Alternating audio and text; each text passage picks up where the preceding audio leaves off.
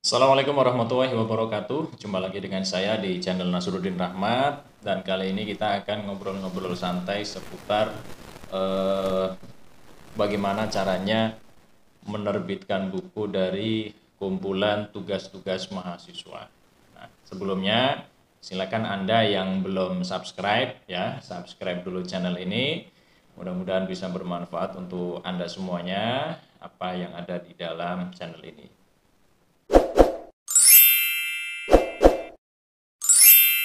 Baik sahabat sekalian, eh gini ya, tugas mahasiswa itu bisa diterbitkan menjadi sebuah buku ber-ISBN, tentunya dengan beberapa catatan. Yang pertama, eh, bahwa buku yang diterbitkan itu, naskah yang diterbitkan itu tidak mencantumkan bahwa di dalamnya itu merupakan tugas mahasiswa. Karena apa? Karena kalau misalkan di dalamnya itu mencantumkan tugas mahasiswa, nanti dikhawatirkan akan dikira bahwa buku tersebut merupakan buku yang diperuntukkan untuk terbatas hanya untuk mahasiswa yang bersangkutan saja.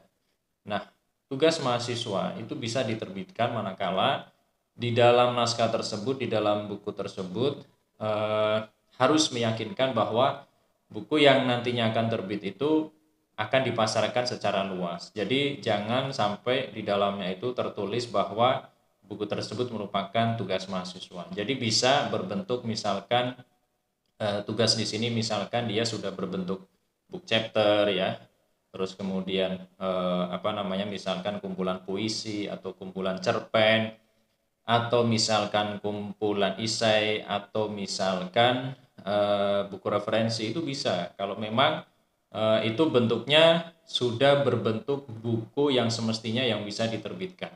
Jadi misalkan Bapak Ibu memberikan tugas makalah misalkan ya. Jadi dari makalah itu bisa diambil isinya saja ya, dari kumpulan mahasiswa misalnya ada 20 mahasiswa, berarti ada 20 makalah, itu bisa diterbitkan tapi nanti sebagai bisa buku referensi. Nah, itu bisa buku referensi atau misalkan bisa book chapter, itu juga bisa ya. Jadi sudah bukan tugas mahasiswa lagi ketika sudah menjadi naskah buku ya. Jadi tetap nanti naskahnya harus naskah profesional. Nah, adapun penulisnya eh, secara teknis ya, penulis ya yang ada di dalam naskah tersebut, siapa yang terlibat di dalam naskah tersebut ya. Misalkan dari 20 mahasiswa itu satu karya misalkan satu mahasiswa ya, berarti nanti ada 20 penulis ya. Atau misalkan Bapak Ibu dosen misalkan ingin menjadi salah satu penulis di dalam buku tersebut, ya secara otomatis berarti Bapak Ibu dosen harus juga menulis ya minimal satu satu makalah lah ya. Ini kalau dalam bentuk kumpulan makalah. Nah, kalau misalkan dalam bentuk artikel ya bisa ya. Kalau artikel kan ya, artikel ya meskipun mungkin isinya tidak banyak, misalkan ada 7 halaman atau hanya sekedar 6 halaman ya, itu berarti nanti kumpulannya ya kumpulan artikel ya. Jadi Bapak Ibu dosen kalau misalkan mau ikut menjadi penulis, otomatis ya berarti juga harus memberikan kontribusi minimal satu tulisan ya. Jadi nanti bisa dosennya itu jadi penulis pertama, nanti mahasiswa yang lain jadi penulis kedua dan seterusnya. Ini kalau misalkan teknis penulisnya dosen mau mencantumkan bahwa dia merupakan penulis juga di situ. Tapi kalau misalkan dosen ini tidak bertindak sebagai penulis, itu bisa bertindak sebagai editor ya, editor. Karena memang sebelum naskah dari mahasiswa itu terbit kan biasanya sudah dikoreksi kan sama Bapak Ibu dosen. Jadi sah-sah saja kalau misalkan Bapak Ibu dosen bertindak sebagai editor ya. Jadi nanti bisa dicantumkan sebagai editor, karena editor juga ada nilai plusnya juga, yaitu bisa diajukan dapat poin untuk kenaikan pangkat ya, atau kum ya, jadi ada kumnya. Kemudian gini ya, jadi yang perlu dihindari ketika tugas mahasiswa itu mau diterbitkan menjadi buku beri-ISBN itu tadi ya, jangan mencantumkan baik di judul maupun di kata pengantar, jangan mencantumkan termasuk di dalam isinya juga ini, apalagi ya dalam isinya, dalam sambutannya misalkan ada sambutan rektor misalkan, itu tidak perlu ya. Jadi apalagi kalau itu mencantumkan perguruan tinggi tertentu, itu nanti khawatir tidak diturunkan nanti SBY-nya tidak ACC ya. Jadi ya seperti buku biasa aja ya. Jadi seperti buku biasa, seolah-olah bahwa itu bukan tugas mahasiswa. Ya, intinya buku buku biasa ya, buku biasa yang kebetulan ditulis oleh beberapa mahasiswa. Jadi seperti itu ya catatannya ya. Nah, itu yang pertama. Terus yang kedua, jumlah penulis diupayakan jangan terlalu banyak. Karena kalau penulisnya terlalu banyak nanti juga akan terdetek ya. Wah, ini kayaknya tugas mahasiswa ini. Misalkan satu artikel paling isinya berapa halaman tapi yang nulis banyak. Ya. Satu artikel 5, nanti yang artikel kedua yang nulis 4, artikel yang selanjutnya yang nulis 3. Nah, ini nanti apa ya? Nanti akan bisa dilacak. Wah, ini kayaknya ini nih tugas mahasiswa nih ya. Jadi diupayakan satu artikel ya satu aja lah ya. Jadi satu penulis. Nanti kalau misalkan ada 15 artikel aja kan itu udah banyak penulisnya, ada 15 ya. Jadi diupayakan penulisnya itu ya minimal satu tulisan satu penulis lah ya. Jadi itu nanti bisa jadi book chapter kalau seperti itu ya.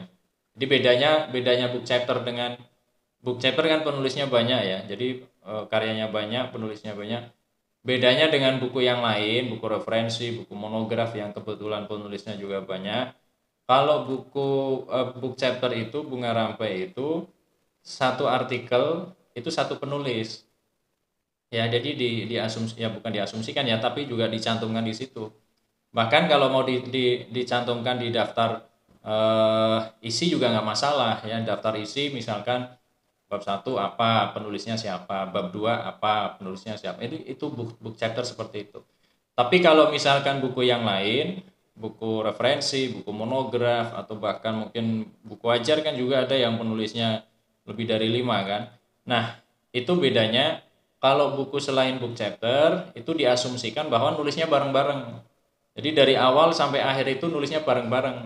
Nggak ada misalkan bab 1 ditulis siapa, bab 2 ditulis siapa, bab 3 ditulis siapa. Meskipun mungkin secara teknisnya iya gitu ya. Jadi ketika membuat buku, misalkan ketika membuat buku referensi, sudah ada outline-nya, sudah ada daftar isinya, bagi tugas, bab 1 yang nulis siapa, bab 2 yang nulis siapa. Tapi itu tetap diasumsikan bahwa buku tersebut adalah hasil bersama ya, dari bab 1 sampai bab terakhir. Jadi kalau nanti ada apa-apa, ada kasus plagiasi atau ada klaim tertentu atau ada masalah apa, ini yang bertanggung jawab itu semuanya, semua harus bertanggung jawab, semua penulis. Beda dengan book chapter. Kalau book chapter itu tanggung jawab hanya pada di artikel masing-masing ya. Jadi misalkan artikel pertama dia nulis apa, artikel kedua nulis apa. Ternyata artikel pertama ada apa ya, ada masalah lah ya. Jadi ini yang bertanggung jawab ya si penulis artikel yang ini ya. Jadi yang lain juga ya nggak ini ya, nggak berpengaruh gitu ya, karena sudah berdiri sendiri-sendiri ya, meskipun temanya sama kan gitu. Jadi itu ya. Jadi silakan Anda mengelola mahasiswa atau misalkan pelajar ya. Biasanya ini juga banyak juga nih pelajar, mereka diberikan tugas menulis puisi, terus dari puisi itu misalkan ada 40 siswa, puisinya disaring misalkan yang bagus-bagus, 25 puisi misalkan yang paling bagus, atau syukur-syukur bagus semuanya, 40 puisi bisa dicantumkan semuanya. Nah, itu nanti jadi buku antologi ya, di buku kumpulan ya, buku kumpulan puisi, kemudian diterbitkan, penulisnya dari para siswa itu misalnya, itu bisa gitu ya. Jadi itu nanti bukan buku tugas mahasiswa lagi, tapi buku kumpulan puisi.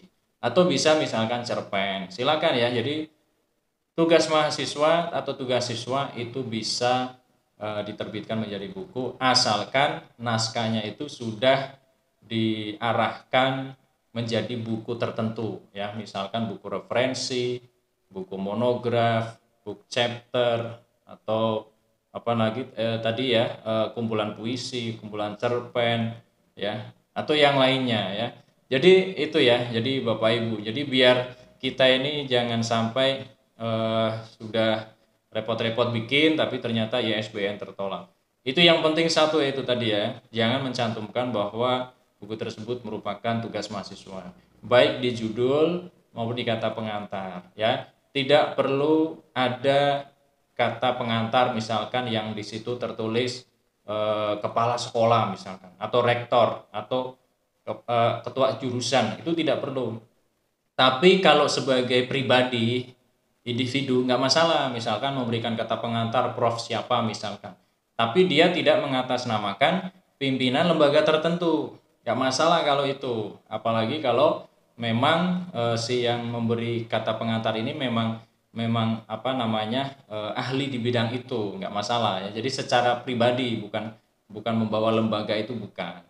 Nah, terus kemudian selanjutnya dari segi isinya juga itu tadi ya, jangan terlalu banyak penulis. Misalkan satu artikel, ya artikelnya banyak boleh, nggak apa-apa banyak penulis, tapi dalam satu artikel itu diupayakan cuma satu penulis saja. Adapun isinya ternyata ada 50 artikel, berarti 50 penulis, ya silakan. Tapi itu berarti kalau seperti itu nanti jadinya book chapter atau bunga rampai ya, tidak bisa monograf maupun referensi, itu tidak. Jadi itu ya penjelasan bagaimana biar Bapak Ibu tidak bingung, karena sering ya ini masuk apakah tugas mahasiswa itu bisa diterbitkan menjadi sebuah buku yang ber-ISBN. Saya kira itu saja ngobrol-ngobrol kita, mudah-mudahan bermanfaat. Terima kasih. Wassalamualaikum warahmatullahi wabarakatuh. Salam literasi.